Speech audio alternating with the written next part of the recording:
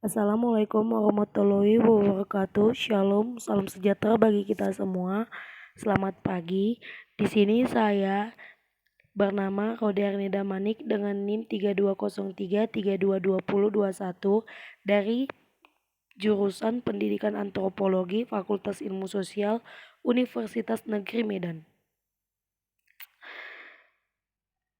Di sini saya akan menjabarkan atau memaparkan beberapa pengantar ilmu sosial yang dibahas, yakni ruang lingkup ilmu politik menurut Conley H. Dillon, 2. Peranata sosial pada sosiologi, 3. Hakikat ilmu. Yang pertama, ruang lingkup ilmu politik menurut Conley Dillon. A. Pengertian ilmu politik. Istilah politik berasal dari bahasa Yunani, yaitu polis, yang berarti negara, kota. Orang-orang yang mendiami kota tersebut polites atau disebut juga warga negara. Sedangkan kewarganegaraan dalam bahasa Yunani disebut politikos. Dari istilah-istilah tersebut kemudian lahir suatu istilah politike opiteme yang berarti ilmu politik. Jika dilihat secara umum, pengertian ilmu politik ialah merupakan cabang ilmu sosial yang membahas mengenai teori dan praktik politik serta gambaran dan analisis mengenai sistem politik dan perilaku politik. B. Ruang lingkup ilmu politik menurut Conley H. Dillon.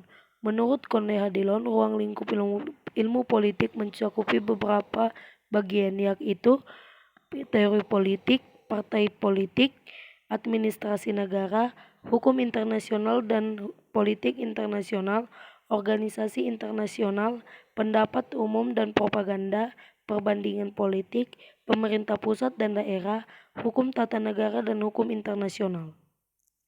Yang C ialah ruang lingkup ilmu politik secara umum.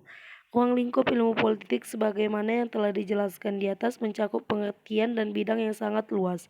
Tetapi walaupun demikian, ruang ilmu politik pada umumnya meliputi sifat dan teori politik. Sifat politik mencari penjelasan yang berdasarkan ratio, sedangkan teori politik tidak memajukan suatu pandangan tersendiri mengenai metafisika dan epistemologi, tetapi berdasarkan atas pandangan-pandangan yang sudah lazim pada masa itu. Nah, di sini dijelaskan bahwa teori politik menggunakan perspektif atau sudut pandang yang sudah ada atau nyata pada masa yang lalu. Yang kedua itu struktur dan lembaga-lembaga politik. Struktur dan lembaga-lembaga politik merupakan kajian terhadap lembaga-lembaga politik, khususnya peranan konstitusi, eksekutif, birokrasi, yudikatif, partai politik, dan sistem pemilihannya. Selanjutnya, partai politik dan organisasi masyarakat. Partai-partai, golongan-golongan, dan pendapat umum banyak memakai konsep-konsep sosiologi dan psikologis dan sering disebut dengan politik dinamik. Oleh karena itu, sangat menonjolkan aspek-aspek dinamis dari proses-proses politik. Yang selanjutnya, partisipasi warga negara. Kegiatan seseorang dalam partai politik merupakan partisipasi politik. Nah, dalam hal ini warga negara disebut sebagai partisipasi politik, yaitu seseorang atau warga negara yang melakukan peranannya dalam partai politik seperti mencoblos pada saat pemilu. Yang selanjutnya ialah hukum dan lembaga-lembaga internasional.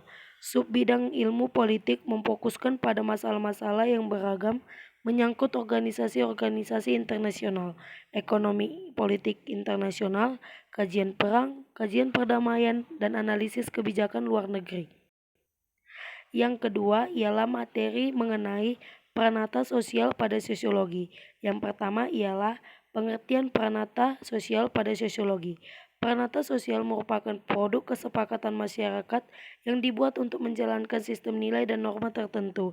Definisi peranata sosial dapat dideskripsikan melalui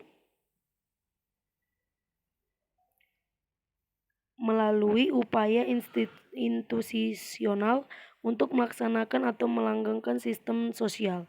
Sistem norma dan nilai dalam masyarakat dapat dijalankan melalui cara pembuatan peranata sosial atau lembaga sosial. Norma dan nilai ada terlebih dahulu, baru melalui kesepakatan ditentukanlah lembaga mana yang akan menangani atau mengurus urusan-urusan pada sistem sosial tersebut. Dan jika di dalam masyarakat tersebut belum memiliki lembaga sosial atau peranata sosial, maka dapat dibentuk atau disepakati bersama. Yang kedua ialah fungsi peranata sosial. Pada prinsipnya, fungsi peranata atau institusi sosial adalah untuk menyadarkan seluruh anggota masyarakat agar berperilaku sesuai nilai dan norma yang berlaku dalam masyarakat. Di dalam sosiologi, ada seorang ahli yaitu Robert Camerton, seorang ahli sosiologi yang memiliki atau yang mengemukakan konflik sosial yang mengidentifikasi adanya dua fungsi peranata atau lembaga sosial ketika dibentuk, yaitu fungsi manifest dan fungsi laten. Fungsi manifest adalah fungsi yang diharapkan, diorientasikan, didesain, dan dimanifestasikan. Yang dalam artiannya, peranata atau lembaga sosial sengaja dibentuk untuk mencapai fungsi manifest tersebut. Yang kedua ialah fungsi laten. Fungsi laten merupakan fungsi lain yang muncul di luar perkiraan atau ekspektasi awal. Nah, fungsi laten sering dikatakan sebagai planning kedua atau perencanaan kedua. 3 jenis-jenis peranata sosial. Jika dilihat dari jenis-jenisnya, peranata sosial sangat beragam. Secara umum, peranata sosial dibagi menjadi beberapa bagian, yang diantaranya ialah peranata keluarga. Peranata keluarga merupakan sistem nilai, norma, dan perilaku dalam lingkup unit sosial kecil yang dinamakan keluarga. Setiap keluarga memiliki nilai dan norma tersendiri. Nah, di sini saya memberikan contoh Indonesia. Negara Indonesia sangat kental dengan kebudayaannya. Contohnya ialah pernikahan. Jika ingin menuju suatu keluarga atau jalur atau pintu utama dari keluarga ialah pernikahan. Jika sudah menikah, maka bisa membentuk keluarga. Namun di beberapa negara, untuk membentuk keluarga itu tidak harus dengan menikah. Begitu. Nah, yang kedua ialah peranata pendidikan. Peranata pendidikan yaitu sistem nilai, norma, dan perilaku dalam lingkup pendidikan. Pendidikan yang dimaksud sering sekali diasosiasikan dengan pendidikan formal seperti sekolah. Sekolah merupakan peranata pendidikan karena di dalamnya berlangsung proses sosialisasi nilai, norma, dan perilaku. Sebagai contoh saya buat di sini sekolah yang mengajarkan anak didik untuk memiliki atau mempunyai kesadaran berperilaku yang santun, sopan, dan baik terhadap orang tua, guru, atau yang lebih tua di atasnya. Yang selanjutnya ialah peranata ekonomi, yaitu sistem sosial tentang bagaimana cara memenuhi kebutuhan manusia dan mencapai kesejahteraan. Peranata ini memiliki aturan-aturan tertentu tentang proses produksi, distribusi, dan konsumsi. Nah, di sini saya membuat contoh atau membuat contohnya seperti pasar, minimarket, marketplace, dan lain sebagainya. Nah, di dalam itu terdapat sistem nilai dan norma yang mengatur bagaimana proses ekonomi berjalan dan bagaimana proses ekonomi tersebut dilakukan. Nah, di sini juga dijabarkan bagaimana tentang proses produksi, distribusi, dan konsumsi. Yang selanjutnya ialah peranata agama. Peranata agama yaitu sistem nilai dan norma yang terkait dengan keyakinan dan kebenaran. Agama sebagai peranata sosial dapat dipahami dengan adanya aturan-aturan transendental yang mengatur kehidupan manusia. Sebagai contoh saya buat di sini ialah salah satu agama menghimbau umatnya untuk menganut atau menyembah Tuhannya dalam waktu 5 kali dalam satu hari. Nah, di sini penganut agama tersebut sudah melakukan atau mempraktikkan dengan penuh keyakinan bagaimana dia mempercayai agama yang dipeluknya dan memenuhi ajaran agamanya. Selanjutnya, materi yang saya bahas ialah hakikat ilmu. Pengertian ilmu berdasarkan Oxford Dictionary, ilmu didefinisikan sebagai aktivitas intelektual dan praktis yang meliputi studi sistematis tentang struktur dan perilaku dari dunia fisik dan alam melalui pengamatan dan percobaan. Ilmu atau ilmu pengetahuan adalah seluruh usaha sadar untuk menyelidiki, menemukan, dan meningkatkan pemahaman manusia dari berbagai segi kenyataan dalam alam manusia. Segi-segi ini dibatasi agar dihasilkan rumusan-rumusan yang pasti. Ilmu memberikan kepastian dengan membatasi ruang lingkup pandangannya, dan kepastian ilmu-ilmu diperoleh dari keterbatasannya. Berdasarkan definisi di atas, dapat saya simpulkan bahwa ilmu bukan sekedar pengetahuan atau knowledge, tetapi merupakan rangkuman dari sekumpulan pengetahuan berdasarkan teori-teori yang disepakati atau berlaku umum dan diperoleh melalui serangkaian prosedur sistematik dan diuji dengan seperangkat metode yang diakui dalam bidang ilmu tertentu. B. Syarat-syarat ilmu. Suatu pengetahuan atau ilmu dapat dikatakan sebagai ilmu apabila memenuhi syarat-syarat sebagai berikut, yaitu ilmu mensyaratkan adanya objek kajian, baik yang berhubungan dengan alam atau kosmologi maupun tentang manusia atau biopsikososial. Ilmu mensyaratkan adanya objek yang diteliti. Yang kedua ialah ilmu mensyaratkan adanya metode tertentu yang di dalamnya berisi pendekatan dan teknik tertentu.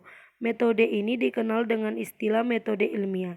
Dalam buku Monazir pada tahun terbit 1983 halaman 43 mengungkapkan bahwa metode ilmiah boleh dikatakan merupakan suatu pengerjaan terhadap kebenaran yang diatur oleh pertimbangan-pertimbangan logis.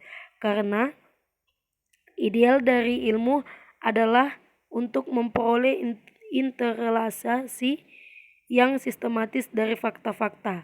Maka metode ilmiah berkehendak untuk mencari jawaban tentang fakta-fakta dengan menggunakan pendekatan kesaksian sistematis. Yang selanjutnya ialah pokok permasalahan. Ilmu mensyaratkan adanya pokok permasalahan yang akan dikaji.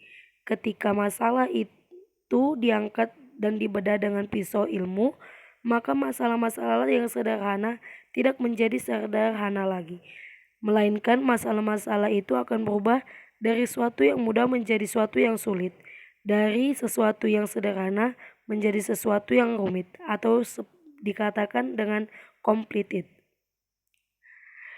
C. Karakteristik ilmu. Di samping memiliki syarat-syarat tertentu, ilmu juga memiliki karakteristik atau sifat yang menjadi ciri khas ilmu. Menurut Randall dan Buckler mengemukakan beberapa ciri umum ilmu, yaitu 1. Hasil ilmu bersifat akumulatif dan merupakan milik bersama. 2. Hasil ilmu kebenarannya tidak mutlak dan bisa terjadi kekeliruan. Dan yang ketiga ialah objektif, tidak bergantung pada pemahaman secara pribadi. Nah, di samping itu, pendapat dari Randall dan Buckler ada pendapat yang sama dengan mereka. Pendapat yang dijabarkan dan dikemukakan oleh Rawls dan Ernst van der Haag yang menyatakan bahwa ilmu memiliki sifat rasional, empiris, umum, dan akumulatif. Baiklah, sekian penjelasan metode atau materi topik dari pengantar ilmu sosial. Jika ada tutur kata salah, saya mohon maaf dan harap memakluminya. Sekian dan terima kasih.